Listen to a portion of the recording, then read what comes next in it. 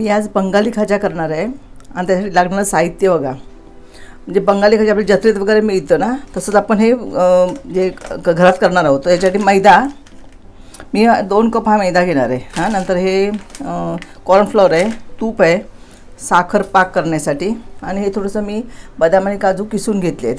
तर आता मी पहिल्यांदा काय करते माहिती आहे, हा मैदा आहे ना, 2 कप मैदा घेणार आहे. तो चाळून घेते, कारण आपण चाळून घेतला की बरं बाजारात आणलेला आहे विकत, तो चाळून घेणार आहे. 1 कपचं जे प्रमाण आहे ते स्टँडर्ड आहे, तर आम्ही त्यानुसार घेतलेलं आहे ते. म्हणजे तुम्ही पण अशा प्रकारे माप घेऊ शकता. जे हा मला वाटतं 1 कप म्हणजे ना पाव किलो असेल, कारण मी अर्धा किलो मैदा आणलेला बघा. हा तेवढा निम्मा राहिला आहे. तर हे 2 कप मी मैदा घेतला आहे आणि 2 कप मैदा घेतला आहे. ह्याच्या मी आता ते बंगाली खाजं करणार त्यासाठी हा 1 कप मी साखर घेतली ही ते. हां, असं प्रमाणे घेतलं हे. आता हे जरा चाळून घेऊया आपण. त्यांचं पॅक चाळलेच असं, पण आपण तरी आपल्या मनात शंका नको म्हणून आपण जरा चाळून घ्यायचं. हे बघा पीठ चाळून घेतलं आहे. आता मी ते हे बघा भांडं तापत ठेवलं आहे. ह्याच्यामध्ये 2 चमचे मी तूप घेणार आहे. गरम करून फक्त आपल्याला घालायचं आहे त्यासाठी. आणि चवीपुरतं मीठ घालणार आहे. हे बघा किंचित, जास्त नाही घालायचं आहे. आता तेल आपण जास्त एकदम उकळी नाही करणार त्याला, तर साधारण जरा गरम करायचं आणि मग ह्या पीठ भिजून घ्यायचं. आपण थंड पाण्यातच भिजवायचं आहे. एक तुम्हाला करून दाखवते कृती, कारण हे पीठ भिजून झालं की नंतर मग याला जो साठा लावायचा आहे, म्हणजे आपण करंज्यांच्या वेळेला कसं आपण करतो, करंजाची एक मोठ्या चपात्या 2-3 लाटून घेतो आणि मग एक करून त्याला कॉर्नफ्लॉवर आणि तूप एकत्र करून लावतो आणि मग सुरळी करून घेतो, त्या पद्धतीने करायचं आहे. तर त्यासाठी मी पहिल्यांदा हे मैदा भिजून घेते. हे बघा तूप गरम झालं आहे. मी आता ह्याच्यामध्ये घालते तूप.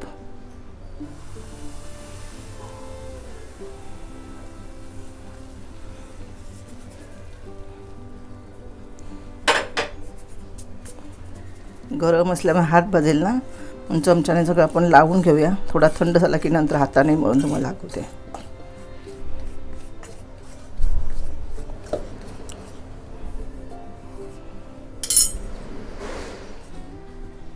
सगळ्या मैद्याला आपण तूप चांगलं लावून घ्यायचं आहे आणि नंतरच मग थोडं थोडं पाणी घेऊन ते पीठ मळायचे.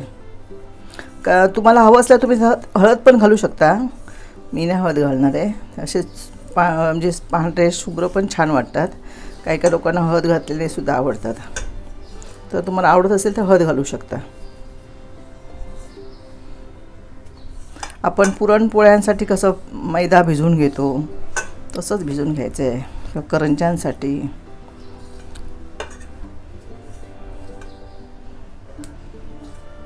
लागलं आहे आता सगळ्या पिठाला तूप लागलं आहे. थोडं थोडं पाणी घालून मी पीठ भिजून घेते. मध्यम भिजवायचं, एकदम पातळ नाही भिजवायचं आहे, कारण आपल्याला त्याची पोळी लाटायची नंतर. हे बघा पीठ भिजून झालं आहे. हे बघा असंच मळायचं. आपण चपात्याने कसं मळतो त्या पद्धतीने मळायचं. जास्त घट्ट नाही, जास्त पातळ पण नाही. आता मी हे जरा बाजूला ठेवून देते. पीठ मळलं ते. आता इथे बघा आपण पाक करणार आहोत. त्याच्यानं 1 तारी पाक करणार आहोत. तर हे 1 पेला मी ह्या मापाने घेतले, साखर घेतली ना, तर 2 ग्लास मी काय घालणार, 2 पेले मी त्याच्यामध्ये पाणी घालणार आहे.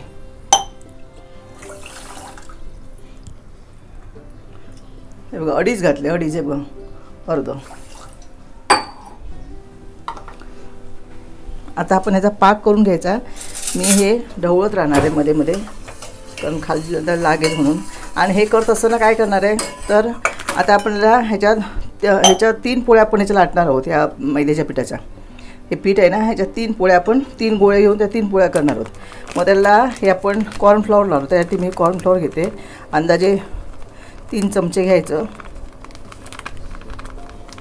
आणि त्याच्यामध्ये 3 चमचे तूप घालायचं आणि ही चांगलं एकजीव करून घ्यायची पिठी.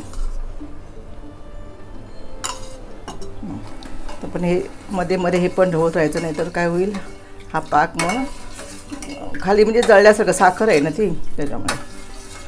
मी पाक करून घेते आणि नंतर तुम्हाला दाखवते. बघा आता पाक तयार झाला आहे. मी 1 पेला साखर आणि 2.5 पेले पाणी घेतलं होतं आणि त्याचा ते 10 मिनटं उकळल्यावर त्याचा पाक तयार झाला आहे. म्हणजे चिकट, थोडासा चिकट झाला आहे तो. आपला काही असं 1 तारीख लाडवासारखा पाक करायचा नाही आहे. तर आता मी गॅस बंद करते. हां, आता बघा हे पीठ होतं ना, त्या पिठाचे मी लहान लहान 4 गोळे करून घेतले. हां, आणि हे बघा कॉर्नफ्लॉवर आणि 3 चमचे तूप, 3 चमचे कॉर्नफ्लॉवर आणि 3 चमचे तूप याचा मी असा साठा तयार करून घेतला. हा लावायचा आहे मला. आता काय करणार आहे, तर पहिल्यांदा ह्या 4ही चपात्या मी लाटून घेणार आहे. मी चपात्या ह्याच्या लाटून घेते ह्या पद्धतीने. 4ही चपात्या लाटून घ्यायच्या आणि नंतर कसं करायचं तुम्हाला दाखवते. हे बघा अशा मी चपात्या लाटून घेतल्यात, ह्या 3 आणि हे 1. आता काय करायचं, हे मिश्रण जे आहे ना, आपण कॉर्नफ्लॉवर आणि तूप घेतलं ते पहिल्या ह्या चपातीवर लावायचं. सगळ्या बाजूने जरा लावायचं व्यवस्थित ह्या पद्धतीने. जास्त पातळ करायचं नाही बघा, कारण तर मग कसं ते बाहेर पडेल ना, म्हणून. आता याच्यावरती दुसरी चपाती ठेवायची.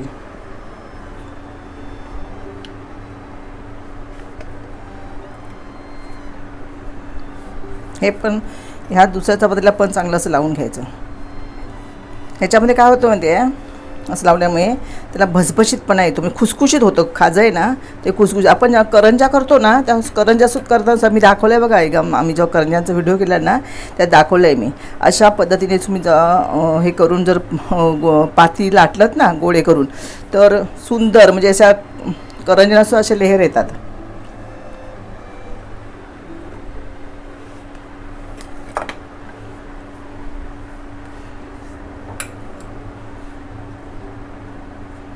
आता शेवटची चौथी चांगलं पुसून घेऊन सगळं.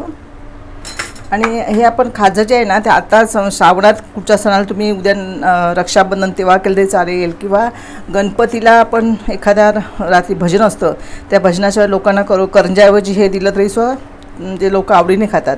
त्याशिवाय आणखीन गणपतीच्या विसर्जनाच्या वेळेला आपण गणपतीला शेवटची भेट देतो त्यावेळेलासुद्धा हे द्यायला हरकत नाही. म्हणजे लोक उचलून खायला एक बरं सुटसुटीत, ज्या गुलाबजाम वगैरे करतात, शंकरपाळी करतात हो की नाही आपण, किंवा ते भिरडी करतो, तशात हा एक पदार्थ होऊन जाईल.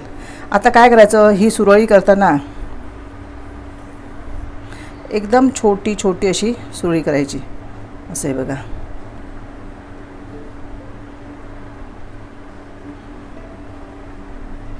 चांगली अशी सुरळी करून घ्यायची.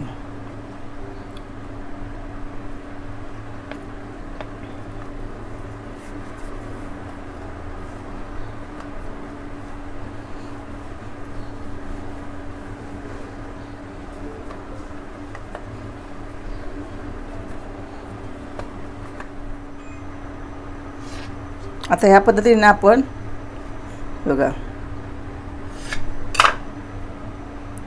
बघा असं एकदम जास्त जाड नाही कापायचे.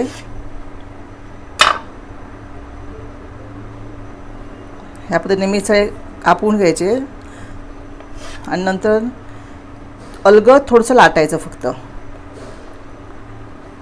हे बघा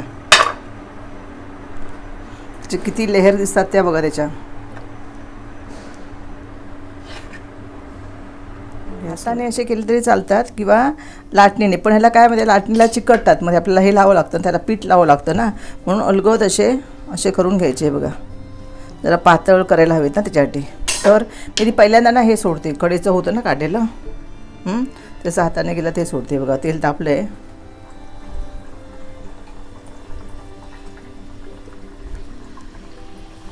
गॅस मंद ठेवून चांगला गुलाबी कलर येईपर्यंत भाजायचं आहे ते.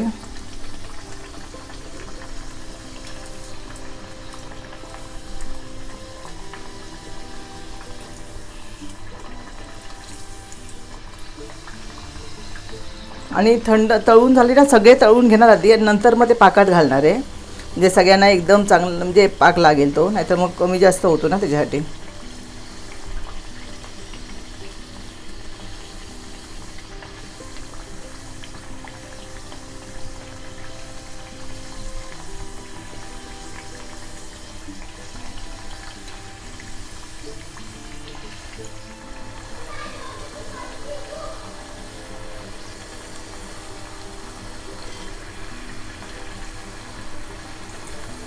झालेलं आहे. तर ह्याच्यामध्ये मी थोडीशी चवीपुरती वेलची टाकते, किंचित.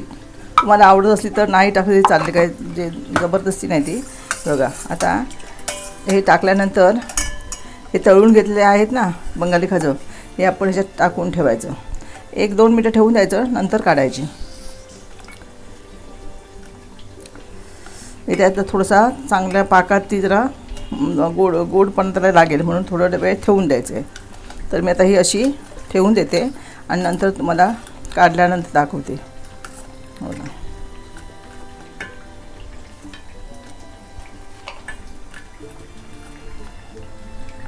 आपलं घरच्या घरी झटपट असं बंगाली खाजं तयार झालेलं आहे. मी हे पाकात टाकून वरती हे जरासं बदाम आणि काजूची पूड वरनं घातली आहे. तर तुम्ही पण अशा प्रकारे सोप्यातलं पटकन होणारं असा हा पदार्थ करून बघा आणि कसा झाला आहे ते नक्कीच कळवा.